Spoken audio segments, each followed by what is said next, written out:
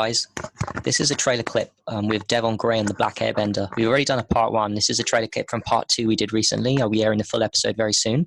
In the meantime, enjoy this clip where Devon, who has absolutely phenomenal knowledge, talks to you about tensor rings, the power of tensor rings, why he loves them more so much, and why he believes that they are more powerful than crystals and orgone energy, which I also believe are useful tools too, and so does he. But he just goes to break it down. This guy has phenomenal knowledge.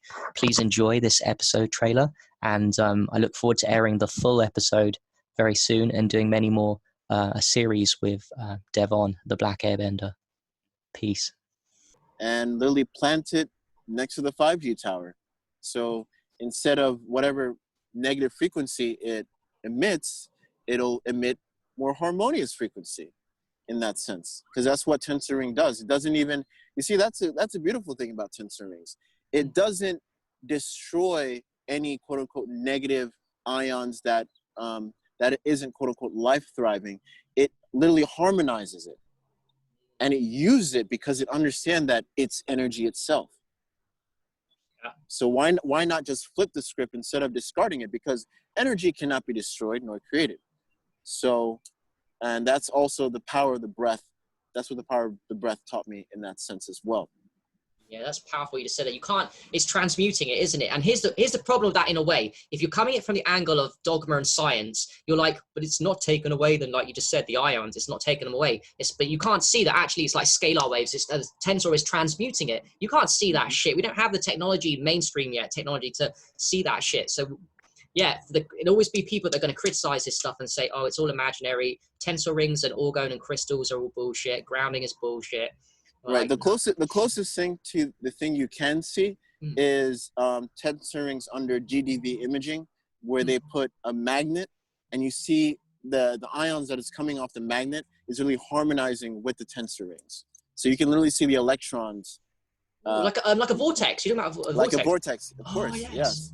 Oh, I've seen pictures of that. Yes, that's true. By the way, I've got some tensor rings under my laptop because I know this is dangerous, what we're doing. Technically, well, dangerous, but it's hurting my health a little bit. So I got tensors there too. Yeah, but vortexing is very powerful. Structuring tensor rings really do. By the way, do you think, I know there's lots of technologies out there. I feel like personally, they're more powerful than crystals. I love crystals. What do you reckon on them? Do you think it's more powerful? Yes, big time. To me personally, I feel like tensor rings itself, copper is a crystal in that sense. And it's a crystal that is highly malleable, and just the properties of it, just like gold and copper. If you guys can find a gold jewelry store next to you and get your copper gold plated, when you get it back, you will definitely feel the energy. If you weren't energy sensitive before, you'll definitely feel the resonance from mixing gold and copper together. I did it on my ring as a gift. Someone gave one of my clients gifted me. They took my ring and they gold plated it. So when I got it back, I could definitely feel like, this is, gold, the frequency of gold. Why is gold so revered in today's world? So many things, the monoatomic gold is truly powerful. You can even get monoatomic gold, put in a spray bottle and spray the copper, and it's doing the same thing as getting it gold plated. Interesting. I'm thinking the P has monatomic gold in it, so when you do aged urine rubs, it's gay. And that too, especially aged, because when you age it, it creates ormus, and ormus is also found in gold. Ormus is also found in copper, and you're literally drinking your own ormus, your own crystallized spirit in that sense. That's part of your spirit. Yeah, that's powerful. By the way, silver too, right? Colloidal silver and monatomic silver is probably pretty powerful. Yeah, I really love copper though. I really love copper. Copper's your thing. And yeah, gold. me too. Copper. I've not tried gold because of the price thing, but maybe I'll get to that in the future. But the thing is, you can literally buy monatomic gold, put in a spray bottle, and spray your tensor rings with it. Huh. And it's the same. It's the same thing. I learned it from this professor in Australia. I think he's either from Australia or UK, but he makes some really crazy tensor technology. He makes tin copper, and he has a middle copper that's this color inside, and it's like silver around. You might have heard of him. I think it's Maurice. He's on the page, on the tensor ring page. Brian Briscoe, I know of. Maurice. No, not Brian. It's Maurice. No, I don't. I don't actually know this guy. Strangely, I know most. Yeah, I don't know. No. Yeah, Maurice. Yeah, definitely look for him Mm. on the Tensor page.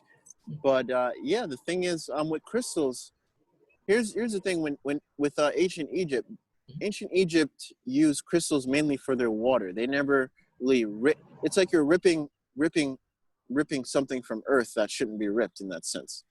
So when you're ripping the crystals out from the ground, it's losing its piezoelectricity. That's why you have to charge in the sun. You have to charge in the moon. With Mm. tensor rings, you don't have to. It continuously has that electronic flow continuously. Yeah, they mainly use crystals mainly for their water until um, the quote unquote fall of man, and that's when the whole greedy mindset came in, and then they started ripping crystals and they start wearing the crystals and stuff like that. But yeah, way before they use it in the irrigation, especially shungite and amethyst, they use it in their irrigation to restructure the water, and they Yeah. would drink from it.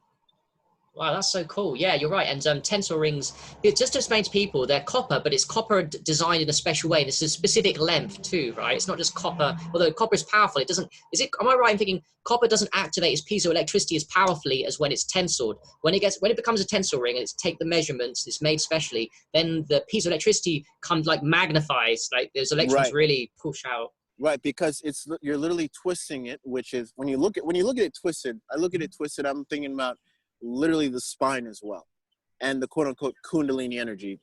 Everything is coming together, vortex energy in that sense.